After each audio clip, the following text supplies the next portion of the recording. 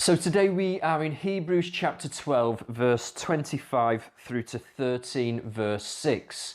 And now chapter 13 is a bit easier to understand because it's at the end of this book, the letter, and it goes into almost like list-like practical advice and points. So we'll touch on some of those in just a moment. But I don't want us to gloss over the end of chapter 12. Seems a bit tricky, but remember, it was written originally to a Jewish community of believers in Jesus, people steeped in the Old Testament scriptures, people facing persecution for turning to Jesus, and those people feeling that draw back into their old religious, legalistic ways of living. They're being reminded of a better way. So right throughout Hebrews, we see this pattern that the new way, this new covenant, this covenant of grace is better than and superior to what has gone on before. And what we're seeing in this first part of our reading today is a comparison between two mountains, Mount Sinai and Mount Zion. Mount Sinai representing the old, and Zion representing the new. And God, Yahweh, he spoke to his people from both of those mountains. His voice shook both of those mountains. The words spoken from Sinai were the law of Moses, you see, in Exodus. And the people again and again ignored those words spoken from that mountain. But the words spoken from Zion's hill, a hill that we call Calvary or Golgotha, these were words of grace and forgiveness. And if you remember when Jesus spoke those words, the earth literally shook. So there's a warning from history in the first part of our reading. When God speaks, when God shakes things up, you better listen, you better pay attention. Pay attention to this greater word spoken from a greater mountain, the words of grace and forgiveness. But there's also a sense here that God spoke this new word from heaven itself. That's what the passage tells us.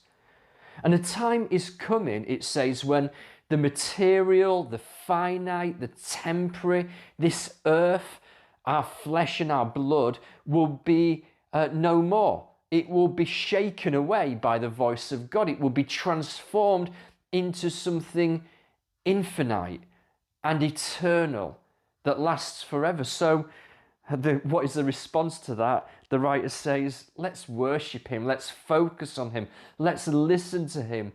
Let's come before him with reverence and awe. That's how we respond. And then we move into this lovely section of instructions in chapter 13, final words in the book. Keep on loving each other as family.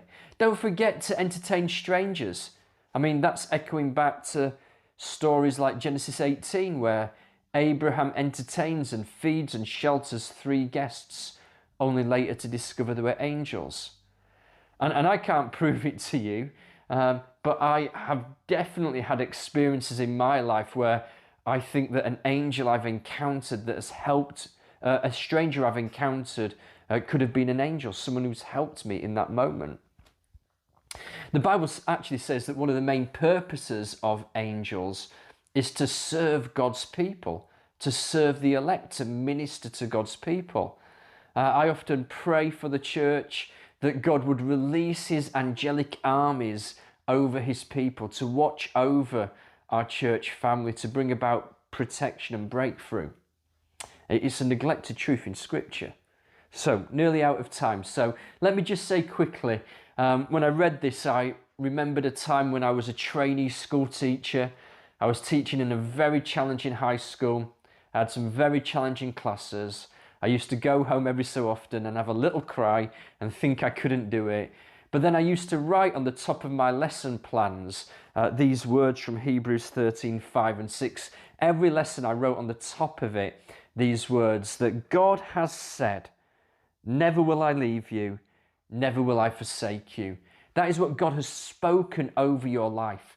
That is what God has said. It says, verse 16, so we say with confidence, we confess, we proclaim, the Lord is my helper. I will not be afraid. What can another person do to me? I've got to say, friends, it's time to get a bit old school in these days of challenge. Back to those basics of writing out scriptures where we need to write them, confessing them over our lives.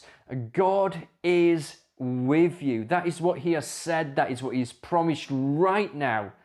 He's releasing his heavenly hosts to fight for you in the spiritual realm. Everything is being shaken in these days. What is our response? We say with confidence, we proclaim, we confess aloud, the Lord is my helper. I will not be afraid. What can man do to me?